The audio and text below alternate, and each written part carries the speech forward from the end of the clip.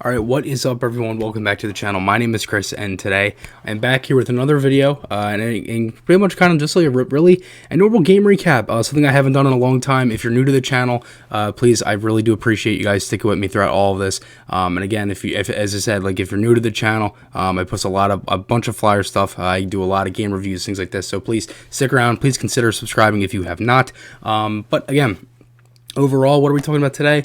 The pretty much the whole Intra-squad Scrimmage game from tonight, and overall it was a pretty good game. Honestly, I will say it had a really good pace, really nice flow to it early, kind of continued throughout the game. You had Team White against Team Orange at Wells Fargo Center at 7 o'clock, and you honestly had some pretty good lines. It was very even. Honestly, overall, I kind of had a feeling a lot of people were kind of expecting a Team Orange kind of a blowout here, just the way that the lines looked. But overall, White actually played a very solid game. I honestly thought they competed well. I thought the lines that they had played very good, and overall, I thought it was just a great game, really, for both teams, especially because it is the same team and things like that. But overall, kind of just to start off, one note I will say is that the coaching staff, which was obviously Elaine Vigneault, Mike Yo, Michelle Tarian, they were all upstairs with the management watching this game, pretty much up, up in the press box and things like that. So pretty much, you had Scott Gordon and Kerry Huffman were two Phantoms coaches. Gordon being the head coach and Huffman is an assistant coach down with Lehigh Valley.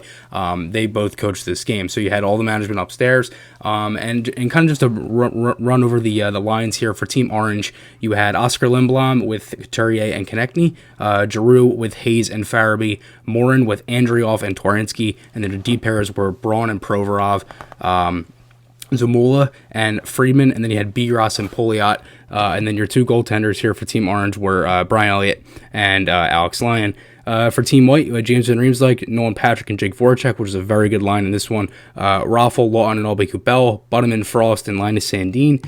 The D pairs, Sanheim and Myers, Hag and Gustafson, Wotherspoon, and Nate Prosser. And then your two goaltenders were Carter Hart and Felix Sandstrom. So Hart and Elliott played the full game for this one. And kind of just to start off here, first period, pretty good pace early. Some sloppy play from both teams. There definitely was some zone time, and Team Orange ended up getting on the board here. Hayes makes it 1-0. Great passing play. It was actually a shot from Sanheim that hit Elliott very high. Came all the way out into the zone. Farabee ended up picking it up, drop back. It kind of had like a drop pass play right at the blue line, right to Giroux. Fed it back down low. Farabee sent it back to Giroux at the circle, sent it over to Hayes one-timer in the slot. Beautiful passing play. That line had a really good click of chemistry early in this game, and that really continued throughout the game. Would not be surprised if they keep that a line going in for Wednesday's game, because again, the Flyers, they're off tomorrow on Monday, practice Tuesday, and then they start up on Wednesday. So I guess we're going to have to see things that come out, and honestly, I wouldn't be surprised if we wait, and most likely going to be getting lines and things like that. It's probably, we're not going to see anything until very close to game time is when you're really going to be seeing the lines. I wouldn't be surprised if some stuff is set from this game. And then a couple minutes later, TK was out with G and Hayes around the 14-minute mark. I didn't know if that was necessarily just a switch, but it looked like it was just because of a mix of a change. Patrick was looking very flashy early, really good stick handling. He looked very good skating. I thought overall he really controlled the play from that line with JVR and Jake. He looked very good throughout the whole game. Zade Wisdom had a really nice hit on Myers behind the net, who did not really look afraid to get physical at times. I thought it was great to see him up there, and again, I thought he had a really nice hit here. As I said before, G and Hayes were really showing chemistry. White they had a really nice chance here, JVR tip chance from the side of the net, and it was a play where Myers ended up having the wide open lane, went to shoot a slap shot, ended up faking it because he saw JVR tip chance. It was probably White's one of their best chances of the period, and then Orange ended up getting another goal here. Hayes 2-0. Great cycling from that line again. Again, pass down low. It was kind of like a sort of like a pinch play down low. They threw it down. Farabee sent it in front to Hayes. I couldn't necessarily tell if he got it in on the first attempt, but then he might have stuffed it in on the second attempt. But again, that was right at the side of the net there, and that was easily the best line of that first period. And then kind of a scary moment here after that goal. Provorov went down after a shot that hit him from Lindblom from the point. Kind of switched places, and Provorov was in front of the net. Lindblom was at the point taking the slap shot. It looked like he went off his foot, maybe the back of his knee, kind of calf area. Not necessarily too sure where it hit him. He was down, couldn't really move well, but then he ended up getting up and he stayed on the bench. So overall, that 315 game streak for Provorov definitely did not want to get, completely unattacked here, going and losing their number one defenseman for this first game against Pittsburgh. So again, I feel like Provorov was okay. As I said, he stayed on the bench. He was out there to start the second period as well. Team White ended up getting a power play here at 2:17 left. Power play was JVR, Patrick, Voracek. So that top line for Team White, and then you also had Gustafsson and Frost. They had a great chance by Patrick and Frost for Team White. It was a play where they kind of like a scramble in front, and Patrick sent it over to Frost. Really nice pad save from Elliott. He's actually had a shorthanded chance. He had a great first period, great game overall. Orange ended up killing it off. So end of the first period, good period for both teams. A lot of chemistry, moving the puck well. Shots on goal after this period were 12-6 in favor of Team White. As I said before, Provorov out for the start of the second period. TK and Lindblom had a 2-on-1. 15 seconds in, Lindblom ended up missing the net high. Team Orange in this period had maybe 4 or 5 chances. They only had, I believe, 4 shots. And this chance and a Carson Twarynski breakaway late in the period was probably their 2 best chances of the period. Complete domination from Team White in the whole period.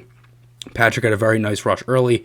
Tip chance off of a 3-on-2 around 7:15. 2-1 White here. They ended up getting a goal. Albie Kubel gets one. Really nice 3-on-2 rush from him, beating Albie Kubel, Lawton, and Wotherspoon. It was a high glove shot on Moose at 15:59. So right at the 16-minute mark, they ended up making a 1-goal game here. Patrick Line had a lot of pressure. Very good zone entry around the 14-minute mark.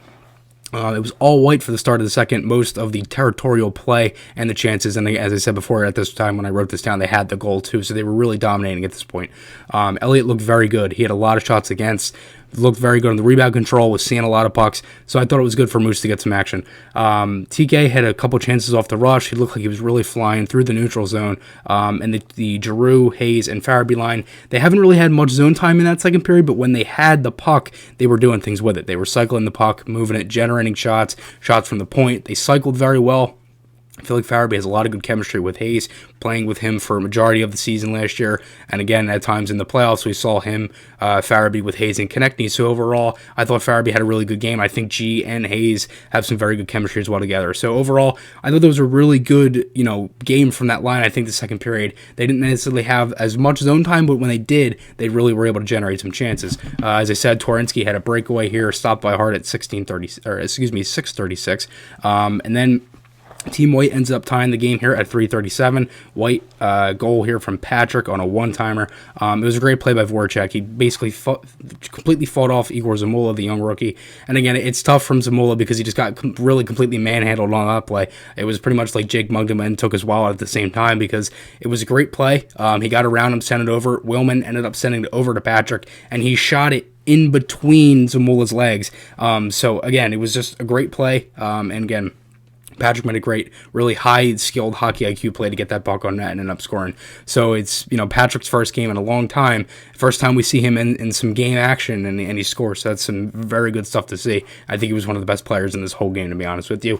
Sanheim went up the tunnel late in the period. It looked like he either got hit with a stick or maybe a block. I saw him go down in front of the net because he did crash the net on a play. I don't necessarily remember if it was just like a shot or something, but I know I saw a tweet from Jordan Hall where he ended up going up to the tunnel. It was late in the period, around 2 minutes, 1:50 left. So he was out there to start the third period, but it wasn't really much crazy about it. Maybe he just wanted to get patched up or something like that, but I don't think it was anything crazy or anything to be completely worried about. End of the second period here. Very solid period for Team White. Pretty much domination. Shots on goal after the period were 13-4, and that Patrick line looked very good with JVR and Voracek. They looked really good in that period. Frost was stopped on a 2-on-1 early. Elliott made a pad save. Wiley ended up getting a penalty shot here. He got tripped on a breakaway. He ended up missing the penalty shot. Went backhand. Hart made a nice pad save. And they actually had Wyatt Wiley playing offense tonight for some part of this. Wiley and Morin had a prime chance around 13 minutes. For Morin, I honestly thought he had a decent game. I feel like we'd maybe try to see him more. I think he'd probably look better in an actual game. I was talking with Yuriv Wallach about that too. He kind of was agreeing. I was like, we were talking about it. He said he would most likely think that he would probably play better in a game, and I agree. I feel like overall, I thought at times he had some nice plays. He looked physical. I just think, overall, he had a pretty solid game. I didn't really see much of that was like crazy, but overall, I think it could work for the Flyers. I guess we'll have to see how they use more in at times, either with the taxi squad or things like that. Team Orange power play, Wisdom ended up drawing a penalty for high sticking at 11:29. Really crisp puck movement, and this was the power play unit they were using the other day when I talked about it. You had G, Konechny, Hayes, Coots, and Provorov. So the setup, you had Provorov at the point as the quarterback, G on his normal spot, Coots usually where it's pretty much where Voracek would be. You had Hayes pretty much in that slot area. You had TK side of the net, front of the net, kind of like that net front presence, side of the net kind of play, where they had him at times last year, and he's kind of able to work into that spot. So overall, I thought it was a really good power play. They had a few shots, but it seemed like for most of it was 1-2 passes, quick puck movement, very crisp, and they were getting their shots on net. They had a couple chances. Hayes had a one-timer in a slot. I believe he had another chance at the side of the net. Konechny had kind of fumbled a rebound a little bit, but overall, very solid power play for Team Orange. They didn't really call many penalties, but when they did, you kind of saw good, really good stuff from the power plays at times. Patrick made a great move behind the net here. Around the 7.5 minute mark. Lots of pressure from Team White before the 5 minute mark stoppage, as I said, because you had the 3-on-3 overtime and things like that. Because what this was 55 minutes of the 5-on-5. They stopped it at the 5 minute mark to play a 3-on-3 overtime format, just to kind of get the guys ready for overtime and things like that. So here at the 5 minute stoppage, they played the full 5 minutes, and there was 2 goals from Team White. You had a breakaway goal, 2 breakaway goals actually, one from Lawton and one from JVR. And the starters for the units. For Team Orange, you had Provorov, Giroux, and Couturier, and for Team White, you had Voracek, Patrick, and Sanheim. So again, Lawton ends up getting one here. It was a turnover from Friedman at the red line. Lawton goes in, scores backhand top shelf, where Mama hides the cookies on an unbelievable backhander.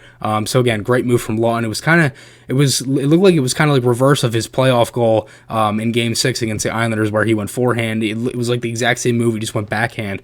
JVR ended up scoring 2, 4-on-2 of backhand 5-hole on a breakaway. Really nice move. And again, Elliott was kind of left out to dry at times. Orange couldn't really get much going in the overtime, but overall, I thought it was a really good game. I think kind of just to start off, you had Orange. They had a very strong first period. They get 2 of the goals. They didn't, as I said, they didn't have many shots, but they kind of owned more of the territorial play in that first period. But overall, I feel like it was kind of a switch at times. Like, you saw a lot of zone time from White. You saw a good amount of zone time from Orange. Pretty even first period. But the second and for times of the third, you saw a lot of Team White. They really got it going. And overall, I thought it was a really good game. As for the shootout, you had a lot of shooters. You had Patrick with a miss. Jake, great save by Moose. He had really 2 great saves. Frost ended up missing. JVR had a miss too for White. Lawton, another great save where Moose ended up getting the paddle down on that one. Orange, Giroux had a miss. Hayes missed as well. Konechny, Lindblom, and Farabee. There's a lot of guys that went in the shootout. But Raffle ended up scoring on a slap shot, 4-2 final in the 9th round of the shootout. So again, honestly, overall, I thought it was a really good game. I think it's a great way to see where the Flyers kind of are. I thought the game had a very good pace. I think overall, it was a really good testament to see how ready the guys are for coming into this game Wednesday against Pittsburgh. So as I said before, they're off tomorrow, Monday. They practice on Tuesday, and then they start up Wednesday. So they got Wednesday and Friday this week against Pittsburgh, both home games, and then they got Monday and Tuesday next week against Buffalo at home, and those are 2 home games as well. So overall, my top 3 players of this game were Hayes from Team Orange at number 1, Nolan Patrick from Team White at number 2, and Brian Elliott from Team White at number 3. Those are my top 3 guys from this game. And again, honestly, I really can't, I seriously cannot, I can't even put it in words right now. So for this season, with FlyersNittyGritty.com, we are fully credentialed with the media passes and things like that. It's been my dream to get this. I honestly would never expect myself to get something like this with everything I've done over these past few months. I cannot thank all of you enough. I know it sounds so cliche and all that stuff, but seriously, I cannot thank you guys enough from the bottom of my heart, because I would not be able to do any of this right now without you watching the screen. So again, I really do appreciate it. You guys are the best. I love you all. And again, we have only 3 days left here before the start of the season. So let me know what you guys think below from the scrimmage. Remember, guys, podcast articles, those links are my channel. If you want to get some Flyer to Podcast merch, the link is on my YouTube. It's also on my Instagram. And I will talk to you all again soon. And let's go Flyers.